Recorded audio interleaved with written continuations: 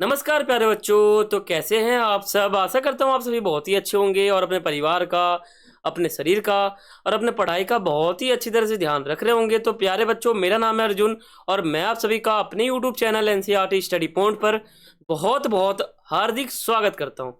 तो चलो बच्चों, आगे चलते हैं। देखो, हमने अपना न्यू कोर्स स्टार्ट कर दिया था क्लास 12 इतिहास का, आपको पता होगा, जिसके तहत हमने अपना पहला चैप्टर स्टार्ट कर दिया था और उस चैप्टर का हमने पार्ट 1 कर लिया, सेकंड कर लिया।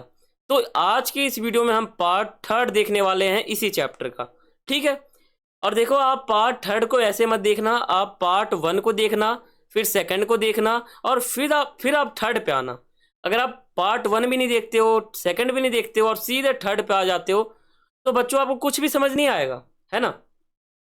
आपको चैप्टर को पढ़ने के लिए आपको सभी पार्ट को देखना जरूरी है, ठीक है। क्योंकि ये जो हमारा हिस्ट्री का सब्जेक्ट होता है ना, इसमें मैं आपको एक ही वीडियो में करा दूं चैप्टर को, तो तकरीबन वीडियो 3 से 3.5 घंटे का बनेगा, ठीक है। आप ध्यान करो, आपके जो टीचर होते हैं क्लास के इतिहास के जो आपको पढ़ाते हैं, वो भी एक चैप्टर को बहुत दिन में ख़त्म करवाते होंगे, क्योंकि इतिहास का जो चैप्टर होता है थोड़ा बड़ा सा होता है, उसमें आपको समझने के लिए कहीं ना कहीं समय लग जाता है और चैप्टर जो है लंबा भी होता है।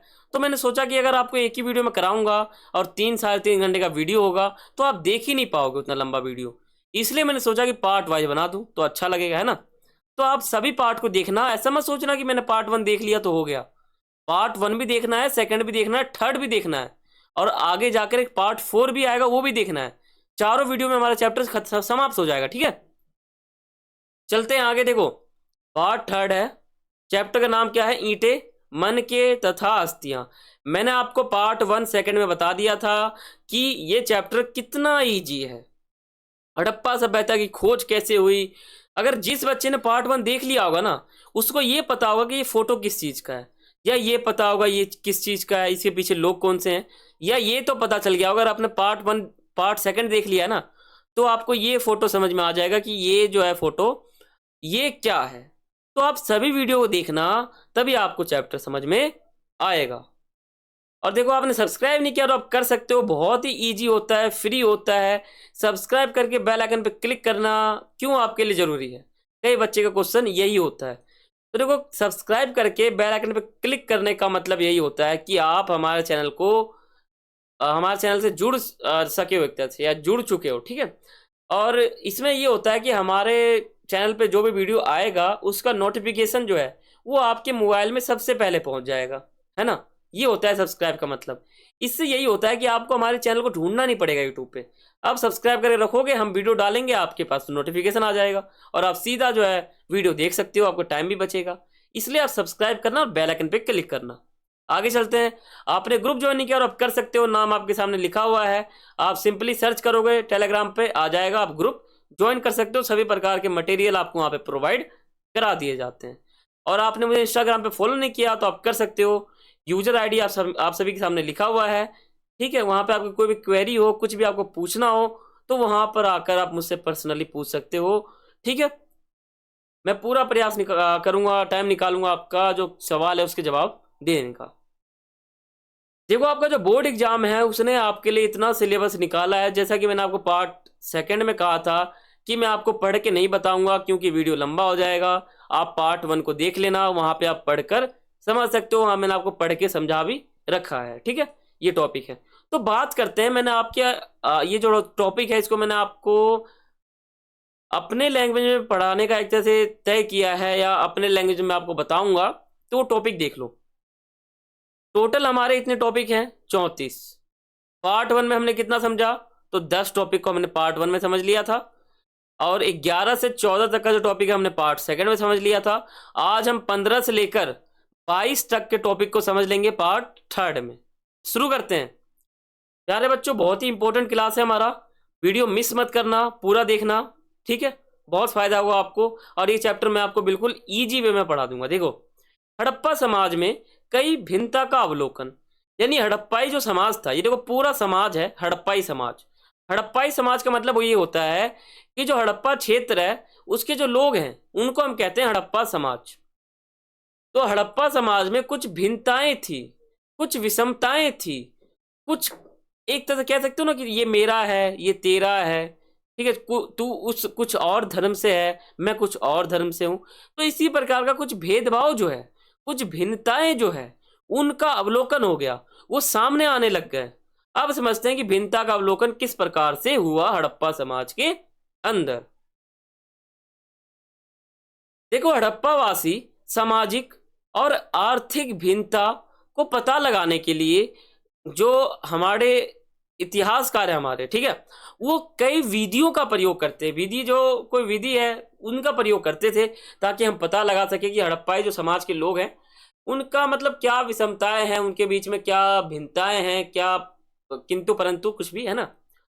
ये कुछ पता लगाने के लिए अनेकों जो उपाय थे, विधियां जो थी, उनका प्रयोग इतिहासकार करते थे पता लगाने के लिए। अब उन्हीं विधियों को हमको समझना है यहाँ पर। तो समझते हैं कि इतिहासकार कैसे पता लगाते थे कि जो हड़प्पा समाज है वहां पर कुछ भिन्नताएं थी। तो वो दो तरीकों का इस्तेमाल करते थे। आपके एनसीईआरटी बुक में देखोगे तो बिल्कुल ये टॉपिक दे रखा है, ठीक है। पहला समाधान का अध्ययन। समाधान यानी हड़प्पाई समाज के लोग मरे हुए व्यक्ति को कैसे दफनाते थे उनका पता लगाना। अगर उन लोगों ने पता लगा लिया कि जो हड़प्पाई समाज के लोग हैं उनमें कोई व्यक्ति मर जाता था तो उसको कैसे जमीन के अंदर दफनाते थे, कैसा विधि का प्रयोग करते थे, ये पता लगाते थे समाधान के अंदर। विलासिता वस्तुओं की खोज, ये हमारा दूसरा एक तरह से विधि है, ठीक है। तो हड़प्पा स्थलों से मिले जो समाधान थे, कुछ जो शव थे, लाशें जो थी, उनका आम तौर पर मृतकों को गर्तों से दफनाया जाता था। यानी इनको बहुत ही मतलब ऐसे दफनाया जाता था जैसे मान लो एक गड्ढा किया गया ऐसे, इसके अंदर इसको डाला गया, अब इसके ऊपर मिट्टी डाल दिया गया, ठीक है। अब मिट्टी ऐसे नहीं डाला, मिट्टी के साथ कुछ और भी सामान जो है वो डाला जाता था इनके ऊपर, है ना। तो कभी कभी समाधान गर्त की बनावट के एक दूसरे से अलग होती थी। कुछ स्थानों पर गर्त की सतहों पर ईंटों की चिनाई की गई थी, ठीक है। कुछ कब्रों में मृत भांड तथा आभूषण मिले हैं। क्या हुआ कि इनके ऊपर मान लो कोई व्यक्ति, कोई महिला मर गई या कोई व्यक्ति है तो उसके ऊपर कुछ आभूषण, ईंटें, ऐसा कुछ धरते थे ऊपर से।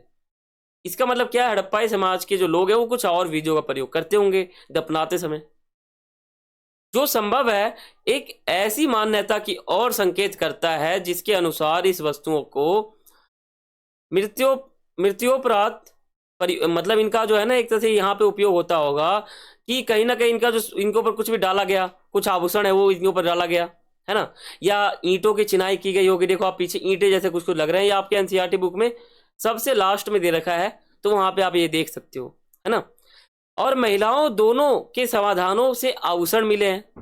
हड़प्पा स्थल के कई जो कब्र हैं उनमें महत्वपूर्ण और वह बहुमूल्य रत्न वह सूक्ष्म मनके भी मिले हैं। जो माला है, मनके जो है वो भी मिले हैं। कहीं कहीं तक जो मृतकें हैं वो तांबे के बर्तनों के साथ दफनाया गया था, परंतु हड़प्पा वासी मृतकों के साथ बहुमूल्य वस्तुओं को भी दफनाते थे। इसका मतलब यही है कि हड़प्पा समाज के जो लोग हैं वो जमीन पे खुदाई करते हैं, लाशों को कब्र में डालते हैं और कब्र में डालने के बाद उसको जमीन के अंदर डालते हैं और उसके ऊपर सोना डालते हैं, आभूषण, ठीक है, कुछ बहुमूल्य जो वस्तुएं हैं वो डालते हैं। और अगर महिला है तो उनके ऊपर भी डालते हैं और पत्थरों, ईंटों जो है उससे चिनाई वहां पर की जाती थी। इसका मतलब आप कह सकते हो कि हड़प्पा समाज के जो लोग हैं उनका अलग ही रीति रिवाज होगा, है ना। तो इतिहासकार ने हड़प्पा समाज में जो भिन्नताएं थी उनको पहचानने के लिए एक उपाय लगाया था, समाधान का अध्ययन। कितना अच्छा उपाय था ये, आप ही बता दो। बहुत ही अच्छा उपाय था ये। जो शव थे उनका अध्ययन किया गया था इतिहासकार द्वारा, और एक शव तो इतिहासकार को खुदाई के दौरान ही मिल गए थे। ये आपके एनसीईआरटी में डाल भी रखा है ना। अब बात करते हैं विलासिता वस्तुओं की खोज। विलासिता का मतलब होता है ऐसी चीजें जिनकी हमें आवश्यकता नहीं है लेकिन फिर भी हम उसे खरीदते हैं, उनको कहा जाता है विलासिता।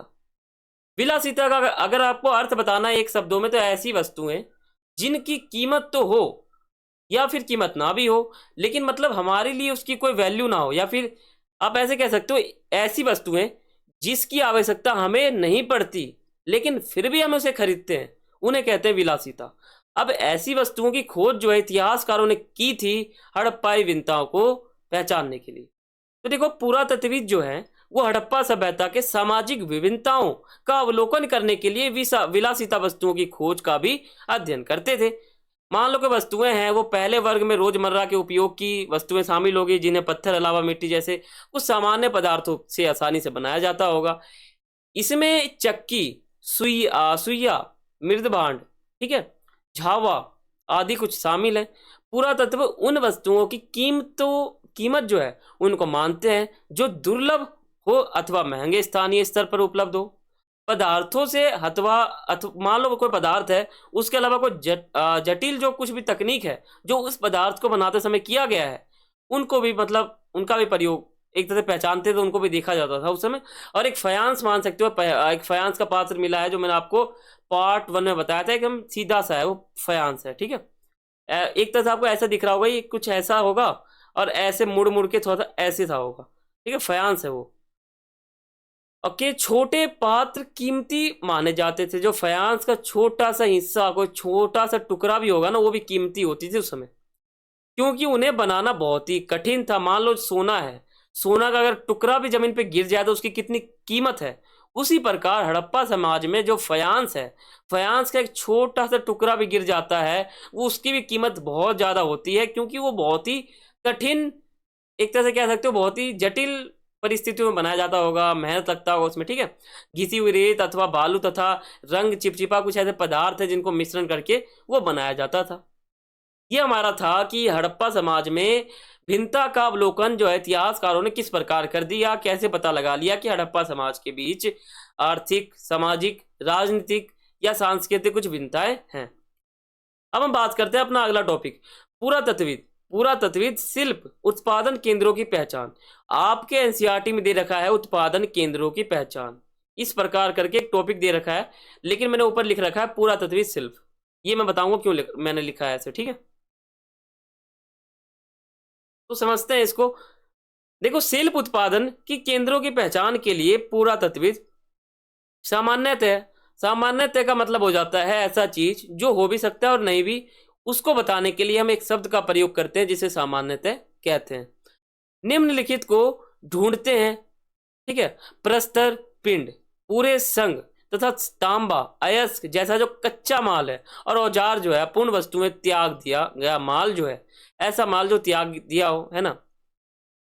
कूड़ा करकट शिल्प कार्य के सबसे अच्छे संकेतों में से एक है, ठीक है। उदाहरण के लिए मान लो आप, यदि वस्तुओं के निर्माण के लिए संग अथवा पत्थर को काटा जाता है तो इन पदार्थों के जो कूड़े करकट होते हैं, मान लो आपने इलेक्ट्रिक बोर्ड बनाया, उसके जो वायर होते हैं, जो सॉकेट होते हैं, जो स्विच होते हैं, वो पड़े हुए मिलेंगे।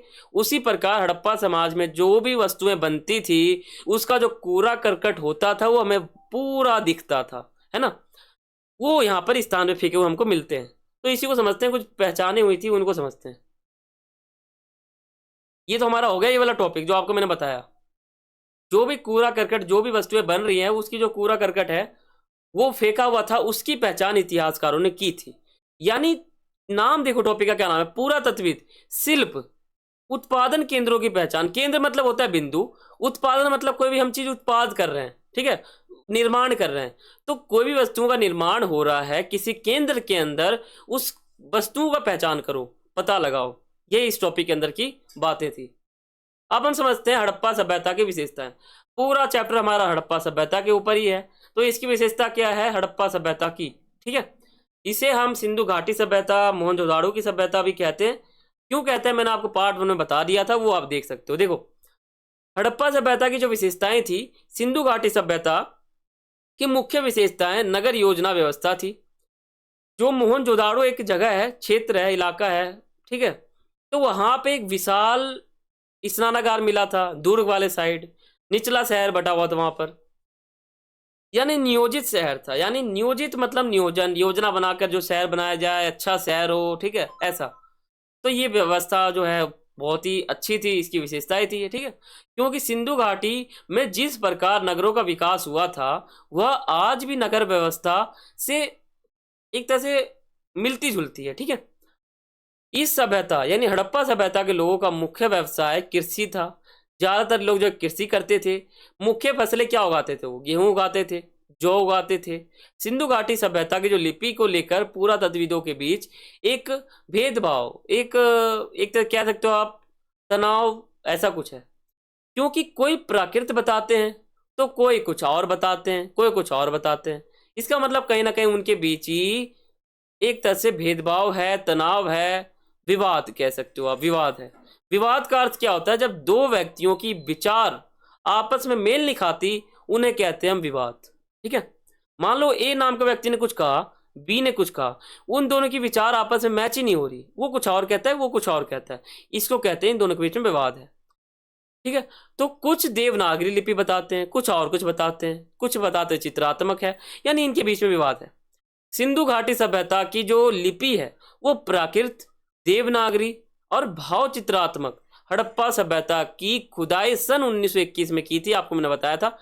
तो कह सकते हो इसकी जो विशेषता है ये भी है। इसलिए हड़प्पा सभ्यता की खोज का श्रेय जो है वो जाता है दयाराम साहनी जी को। ये जो पॉइंट है ना आपके सामने लिखा हुआ है, ये हड़प्पा सभ्यता की खोज की पॉइंट है, लेकिन ये भी विशेषताएं हैं कि खोज किसने की, ये भी एक विशेषताएं हैं। अब हम थोड़ा आगे विशेषता समझते हैं कि आगे क्या क्या है इसका विशेषता। देखो, हड़प्पा सभ्यता की सर्वप्रथम जो खोज है वो कनिंगम ने की थी। कनिंगम को हम क्या कहते हैं? कनिंगम का पूरा नाम है अलेक्जेंडर कनिंगम। ये भारतीय पुरातत्वीय सर्वेक्षण विभाग के पहले जनरल डायरेक्टर थे, जिनका नाम था अलेक्जेंडर कनिंगम। इनके बाद जॉन मार्शल, और इनके बाद बने थे हमारे R.E.M. व्यूलर। ये उनका नाम था R.E.M. व्यूलर। वो हमारे तीसरे थे, दूसरा हमारे जॉन मार्शल थे, और पहले ये हमारे कनिंगम थे। तो सिंधु घाटी सभ्यता के प्रमुख स्थल उत्तर में मिले हैं। उत्तर यानी भारत का उत्तर वाला साइड, मांडा, अखनूर जो जम्मू कश्मीर के अंदर है, पूर्व में आलमगीरपुर, मेरठ उत्तर प्रदेश, दक्षिण में मान लो अहमदाबाद महाराष्ट्र में जो है, और पश्चिम में मान सकते हो एक तरह से सुतकांगेडोर। ठीक है, बलूचिस्तान। सिंधु घाटी सभ्यता का कुल क्षेत्रफल 12,99,600 है। ठीक है, किलोमीटर है, और इसका आकार त्रिभुजाकार का है। त्रिभुज मतलब कैसे? त्रिभुज आपने पढ़ा होगा मैथ में, ऐसा दिखता है त्रिभुज। ठीक है, ऐसा दिखता है त्रिभुज। तो त्रिभुज के आकार का है ये। मैंने आपको जब कहा था, आपको मैं बताऊंगा अगले पार्ट में कि हड़प्पा सभ्यता की क्षेत्रीय विस्तार जो है ना वो त्रिकोणा आकार की है, जिसे हम त्रिभुज भी कह सकते हैं। ऐसी फैली हुई है वो, एक यहां से उठेगा, एक यहां से उठेगा, एक यहां से उठेगा, और ऐसे जाएगा। यानी इस प्रकार से कुछ फैला हुआ था हड़प्पा सभ्यता का क्षेत्रफल, त्रिकोणा आकार का। इसे हम त्रिभुज के आकार का भी कह सकते हैं। ठीक है, सिंधु घाटी सभ्यता प्रमुख बंदरगाह था। ये विशेषता है, आप बता सकते हो कि सिंधु घाटी सभ्यता एक बंदरगाह था जो गुजरात के नदी के तट पर स्थित था। रावी नदी बता सकते हो आप, हड़प्पा रावी के पास है और मोहनजोदाड़ो सिंधु के पास है। हड़प्पा को मेसोपोटामिया का उपनिवेश व्यूलर ने किया था। हड़प्पा को मेसोपोटामिया का उपनिवेश जो है वो व्यूलर जो है R.E.M. व्यूलर, उसने किया था। मोहनजोदाड़ो की जो खोज है वो सन 1922 में जो है राखाल दास बनर्जी, नाम अटपटा है, नाम क्या है, राखाल दास बनर्जी ने की थी। मोहनजोदाड़ो को आधुनिक पाकिस्तान में माना जाता है, अभी वर्तमान समय में वहां पर है, जिसका अर्थ होता है मृतकों का टीला। यह सिंधु नदी के तट पर स्थित है। मोहरों और मुद्रांकनों का प्रयोग लंबी दूरी के संपर्कों को सुविधाजनक बनाने के लिए किया जाता होगा। मान लो मैंने आपको 1 किलो चीनी का थैली दिया, उसमें मैंने मोहर लगा दिया। ठीक है, अगर वो चीनी का थैला मैंने आपको कहा कि यहां से यहां पहुंचाना है, अगर आपने पहुंचा दिया और पन्नी जो है, थैली जो है, उसका अगर सील नहीं टूटा, मोहरे जो है सील नहीं टूटी, इसका मतलब क्या है कि मेरा जो सामान है वो सही सलामत ए नाम के जगह से बी नाम के जगह तक पहुंच गया। मोहनजोदाड़ो में कुओं का कुल संख्या 700 तक था। द स्टोरी ऑफ इंडियन, ठीक है, ये आप समझ सकते हो एक तरह से इसका पुस्तक है, ये पूरा S.N. राव ने लिखा था, है ना, ये पूरा नाम इसका है, ये एक पुस्तक था, इन्होंने लिखा था। अब हम बात करते हैं अपने अगले टॉपिक को। देखो बहुत ही इजी चैप्टर है, आपको टॉपिक वाइज पढ़ा रहा हूं। देखो 18वां टॉपिक हमारा क्या है? हड़प्पा सभ्यता की कीमती वस्तुएं। यानी हड़प्पा सभ्यता की जो खोज है या फिर उसके बाद भी अगर खुदाई हुई है, जैसे मान लो ये लोग खुदाई कर रहे हैं, ये कहाँ पे कर रहे हैं? हड़प्पा नामक स्थल पे कर रहे हैं, और इनको खुदाई के दौरान एक शव मिला है। ठीक है, सबूत देख लो आप, ये सब मिला है इन लोगों का। और देखो ये मटके यहाँ पर है ना, मैंने जब आपको फोटो दिखाया तो मटके वहीं पर थी, ये सब यहीं पे था। यानी इसी के ऊपर कैमरे से फोटो लिया गया है और फोटो को आपके एनसीईआरटी बुक में डाल दिया गया है। यानी मैं आपको कह सकता हूँ जो हमारा चैप्टर 1 है ये बिल्कुल रियल चैप्टर है, इसमें कोई भी फर्जी बातें नहीं है। आपके अभी भी आप हड़प्पा नामक स्थल पे जा सकते हो, वहां पे देख सकते हो, घूम भी सकते हो, ठीक है। तो ये कुछ मिला है। आप कुछ समझते हैं कि हड़प्पा नामक स्थल पे इतिहासकारों को कुछ कीमती वस्तुएं क्या क्या मिली हैं, वो समझते हैं। हड़प्पा सभ्यता की कीमती वस्तुएं बता सकते हो आप, मोहरे, मनके, बाट, पत्थर और फलक, ठीक है, और ईंटें। ये सब वस्तु जो है अफगानिस्तान, जम्मू कश्मीर, बलूचिस्तान, गुजरात जैसे क्षेत्र पर मिले थे। नोट कर लो आप पूरा तस्वीर जो है ना, प्रीति संस्कृति शब्द का प्रयोग पूरा वस्तुओं के ऐसे समूह के लिए करते थे जो विशिष्ट शैली में होते थे और सामान्यतः एक साथ एक विशेष भौगोलिक क्षेत्र का कालखंड से संबंधित उस समय होता होगा, है ना। ये नहीं बता सकते हो इनको, मतलब कीमती वस्तुओं में क्या हो जाएगा। पहला तो हमारा हो जाएगा ईंट, दूसरा हो जाएगा मनके, तीसरा हो जाएगा हमारा अस्थियां, मृद भांड, ठीक है, पाठ, फलक, ये सभी आप बता सकते हो कीमती वस्तुएं में। अब हम बात करते हैं अपने अगले टॉपिक को। अगला टॉपिक हमारा क्या है, अगला है हड़प्पा सभ्यता के प्रमुख स्थल। यानी हड़प्पा सभ्यता, हड़प्पा स्थल जो है, वहां के जो समाज है, जो लोग हैं, वो कैसे व्यापार करते थे एक सभ्यता से दूसरे सभ्यता की, और इसको समझते हैं। ये टॉपिक थोड़ा इजी है और इसमें कुछ शब्द जो है आपके मैच खाते रहते हैं, बुक में भी ये दे रखा है, देखो। प्रमुख हड़प्पा स्थल, बनावली जो कहाँ है, हरियाणा, ठीक है। काली बंगन, इसे हम काली बंगा भी कह देते हैं, राजस्थान में है। सोतुगई ये अफगानिस्तान में है और धोलावीरा ये गुजरात में है। आरंभिक जो हड़प्पा समाज था वो सिंधु घाटी के क्षेत्र में हड़प्पा सभ्यता से पहले जो संस्कृति अस्तित्व में थी उसे आरंभिक हड़प्पा कहा जाता है। हड़प्पा सभ्यता की जब खोज नहीं हुई थी, या फिर 5000 साल पहले, 8000 साल पहले भी अगर कोई सभ्यता उस क्षेत्र पे होता होगा तो उसे हम क्या कहते हैं, आरंभिक हड़प्पा। यानी ऐसा सभ्यता जो आरंभिक हो, हड़प्पा से पहले आया हो। परवर्ती हड़प्पा, इसे हम क्या कहते हैं, परवर्ती जो हड़प्पा है, सिंधु घाटी के क्षेत्र में हड़प्पा सभ्यता के बाद जो संस्कृति जो है अस्तित्व में आई उसे परवर्ती हड़प्पा कहा जाता है। मैंने आपको पार्ट में बताया था कि संस्कृति और सभ्यता में थोड़ा सा अंतर होता है। यहाँ क्या कहा गया है, सभ्यता के बाद जो संस्कृति अस्तित्व में आई। संस्कृति का मतलब होता है कोई भी रीति रिवाज जो हमें किसी क्षेत्र पे देखने को मिल जाए उसे हम कहते हैं सभ्यता। यानी मान लो 50 लोगों का एक समूह है, उनका एक संस्कृति है, अगर वो किसी क्षेत्र पे जाके बस जाते हैं उसे हम क्या कहते हैं, सभ्यता, ठीक है। तो ऐसे ही बहुत सारे लोग थे, वो सभ्यता के एक सभ्यता के रूप को ही दर्शाते हैं। तो हड़प्पा सभ्यता में हमारा यही था, कुछ प्रमुख स्थल जो आपको समझ में आ गया होगा, बनावली, सोतुगई, धोलावीरा, ठीक है। अब हम बात करते हैं हड़प्पा सभ्यता का बाट।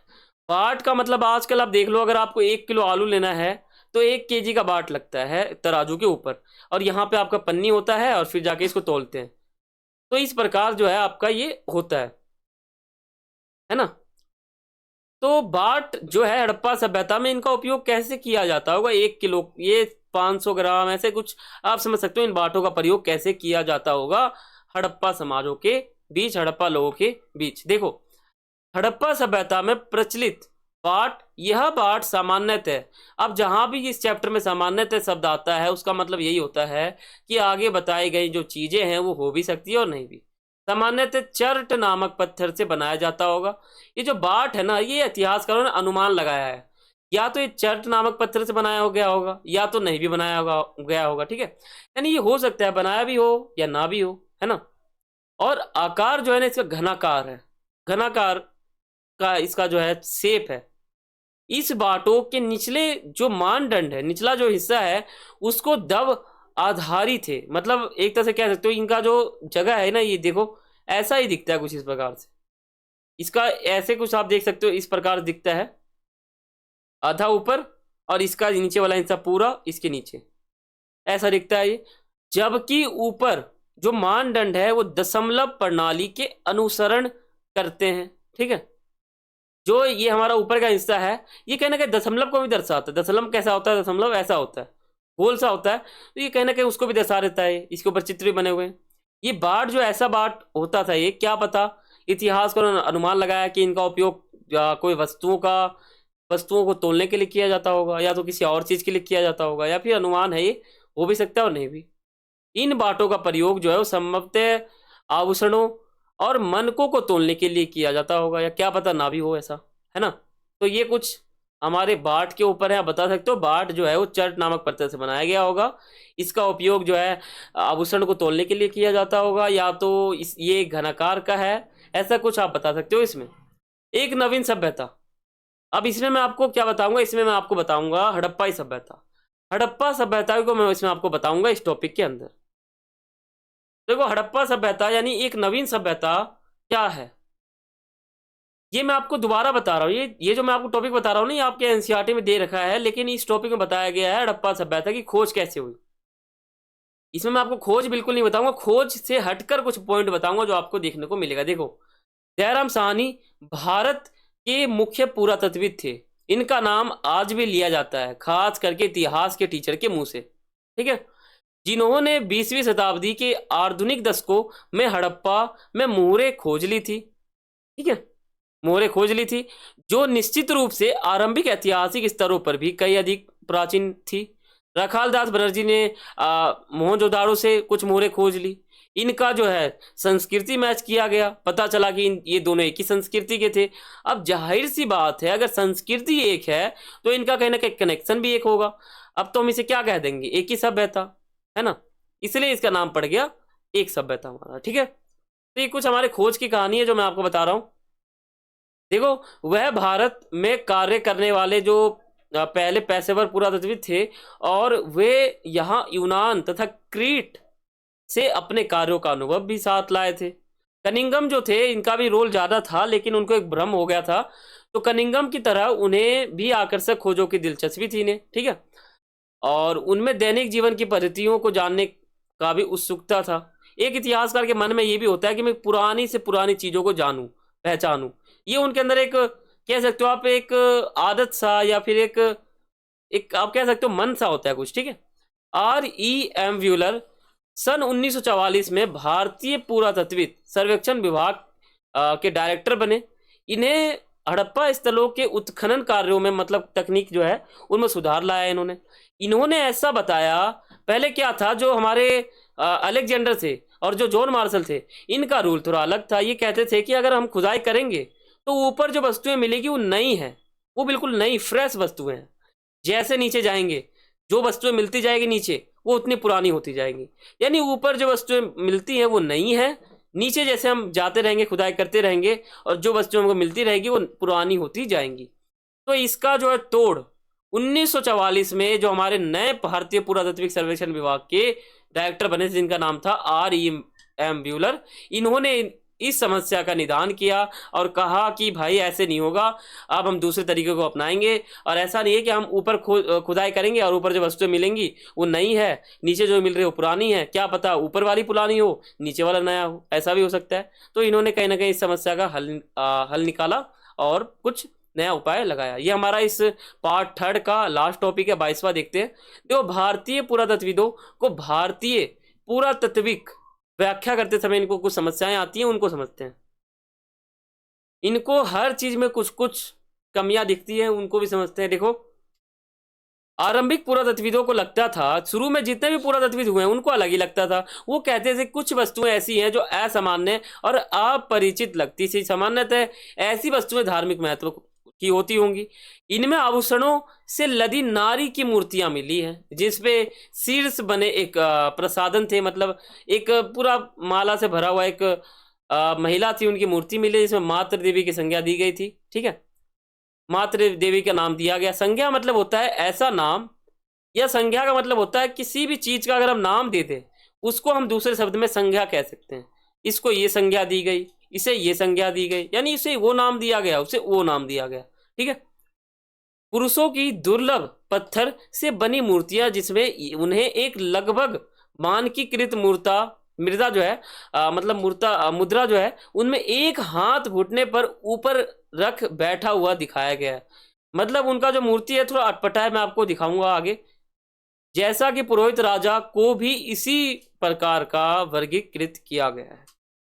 यहां पे आप एक टॉपिक को समझ लो कि एक टॉपिक हमारा है, इसके आगे मैं आपको बताता हूं, एक पॉइंट है, आपको लिखना पड़ेगा। देखो आप अगर कॉपी निकाल के बैठे हो तो आप लिख सकते हो। अंततः कुछ इसके बातें हैं, देखो इन्हीं सभी कारणों से हम कह सकते हैं कि हड़प्पा सभ्यता के विषय में पूरा तत्विज जो है उनके बीच में कहीं ना कहीं आपस में विवाद है, सर्वेक्षण को लेकर ही या फिर कोई भी बातें हैं उनको लेकर। ठीक है, अब मैं आपको आगे वाले वीडियो में बताऊंगा कि पुरोहित राजा कौन है तथा मातृ देवी का नाम किसे दिया गया।